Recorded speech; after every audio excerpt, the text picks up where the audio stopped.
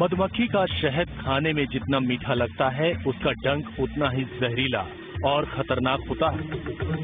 मधुमक्खियों का झुंड हमला कर अगर डंक मार दे तो किसी की भी जान जा सकती है। इंसान की जान लेने के लिए मधुमक्खी के 1100 डंक ही काफी होते हैं। मधुमक्खियां जब भी साथ में हमला करती हैं तो जान लेने के लिए शरीर में 1100 से ज्यादा डंक मार देती हैं। यूपी के गोंडा जिले के मदनापुर गांव में रहने वाले एक ही परिवार के 4 और 6 साल के 2 सगे भाइयों की मधुमक्खियों के हमले से जान चली गई। बच्चों की दादी की हालत नाजुक है। मधुमक्खी काटने से 2 बच्चों की मौत से घर में मातम पसरा हुआ। ततैया या मधुमक्खी के डंक में प्राकृतिक रूप से फॉर्मिक एसिड जहर होता है। चिमटी या नुकीली चीज से डंक निकालने के साथ देर होने पर शरीर में जहर फैल जाता है। मधुमक्खी के काटने से बड़े लोगों के साथ ही 1000 में से 4 बच्चों की जान चली जाती है। मधुमक्खी के काटने वाली जगह पर शरीर में बहुत तेज दर्द, सूजन, लालिमा के साथ खुजली होने लगती है। हालांकि शरीर और त्वचा को कोई गंभीर नुकसान नहीं होता। मधुमक्खी के डंक में मौजूद फॉर्मिक एसिड से एनाफ्लेक्टिस झटका और अचानक मौत हो सकती है। डंक मारने के 2 घंटे बाद दर्द और जहर के असर से बुखार हो जाता है। सांस लेने में परेशानी के साथ कई बार शरीर का ब्लड प्रेशर लो होने लगता है। डंक मारने से हार्ट अटैक का खतरा भी हो सकता है।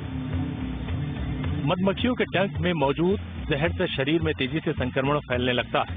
इसलिए मधुमक्खी के डंक को जितनी जल्दी हो शरीर से निकाल देना चाहिए ताकि जहर का असर कम हो सके।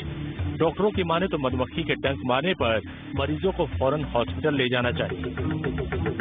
ये एक मेडिकल इमरजेंसी है। इमीडिएटली आपको नजदीकी अस्पताल में जाकर इसका तुरंत इलाज अगर आप कराएं तो बिल्कुल सावधानी रह सकती है। बच्चों की इम्यूनिटी कम हो या बुजुर्ग हो और बहुत सारी मक्खियां एक साथ काट लें तो यस, ये जानलेवा भी हो सकता है। होता क्या है, ये बहुत दर्द देता है और अगर इंसान एलर्जिक है, उसका इम्यून सिस्टम वीक है, तो डेफिनेटली उसका ब्लड प्रेशर कम करके उसको शॉक में ला सकता है और हार्ट अटैक से मौत भी हो सकती है।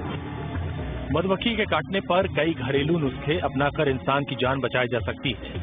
शरीर में जहर नहीं फैले, इसके लिए डंक वाली जगह पर फौरन बर्फ या आइस पैक लगाएं। किसी एंटीसेप्टिक साबुन से डंक वाली जगह को साफ कर एंटीसेप्टिक क्रीम लगाएं। टूथपेस्ट लगाने से भी दर्द और सूजन से राहत मिलती है। मधुमक्खी का शहद भी काफी असरदार होता है। शहद जहर को फैलने नहीं देता। सिरका भी दर्द, सूजन और खुजली में राहत पहुंचाता है। दरअसल मधुमक्खी और दूसरे कीट इंसान को नुकसान पहुंचाने के लिए नहीं बल्कि खुद की आत्मरक्षा करने के लिए कई बार एक साथ हमला कर जानलेवा डंक मार देते हैं। मधुमक्खी के डंक का असर कुछ घंटे से लेकर 1 से 2 दिन तक शरीर में कायम रहता है। Team news nation.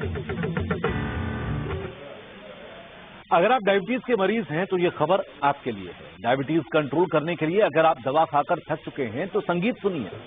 नई रिसर्च से खुलासा हुआ है कि रॉक म्यूजिक सुनने से सिर्फ 5 मिनट में शरीर के अंदर 70% इंसुलिन रिलीज होता है।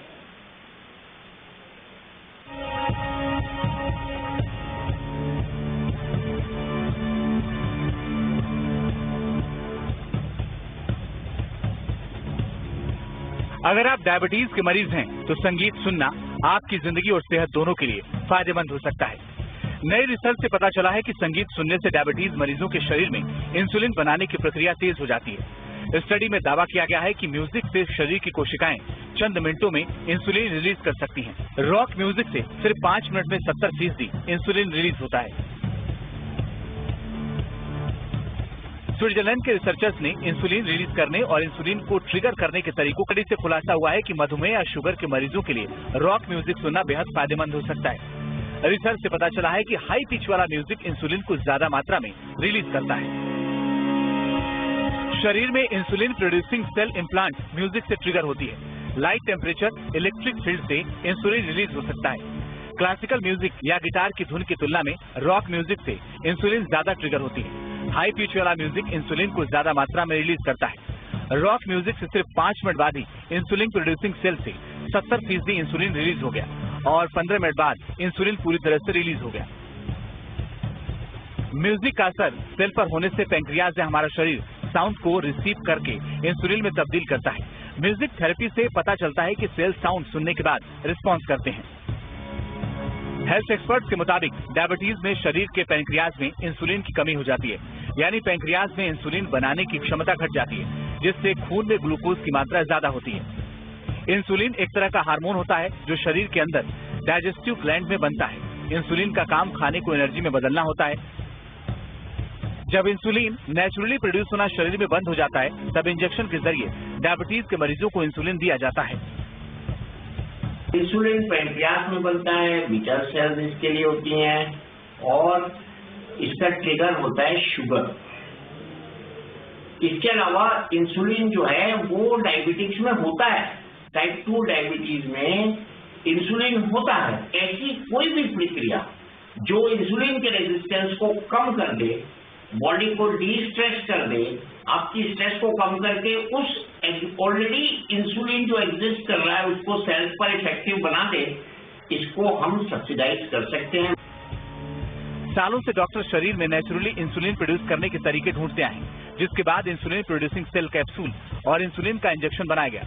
अब नई स्टडी से पता चला कि संगीत सुनने से वेसल्स में मौजूद इंसुलिन के छोटे कण धीरे धीरे नसों में आगे बढ़ते हैं और पैंक्रियाज से इंसुलिन को बाहर की तरफ निकालते हैं। बाद में यही इंसुलिन शरीर में ग्लूकोज के लेवल को एडजस्ट करता है। रॉक म्यूजिक डायबिटीज के पेशेंट को इंसुलिन लेवल मेंटेन करने में मददगार साबित होता है। रिसर्च से पता चला है कि शोरगुल, एयरक्राफ्ट की तेज आवाज, फायर ब्रिगेड के सायरन समेत हाई पिच वाली हर आवाज से इंसुलिन रिलीज नहीं होता है। Team news nation. तो इसी के साथ एक छोटा सा ब्रेक यहां पर ले रहे हैं। ब्रेक के बाद भी खबरों का सिलसिला लगातार जारी रहेगा।